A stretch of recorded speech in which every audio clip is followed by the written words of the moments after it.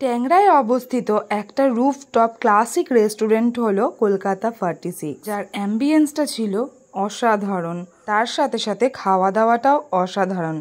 Buffet কথাটা শুনলে আমাদের মনে হয় যে খাবারগুলো কেমন হবে, ভালো হবে কি খারাপ হবে, এই ধারণাটা একদমই চেঞ্জ হয়ে যাবে কলকাতা 46-এ আসলে। বাফেটে ছিল চাউমিন, রাইস, চিলি পনির, চিলি চিকেন, নান, কচুর শাক, তারপরে ছিল ভাত, তারপরে ছিল ডাল, একটা মিক্স ভেজ, বিরিয়ানি, চিকেন কষা, চাটনি আর পাঁপড়।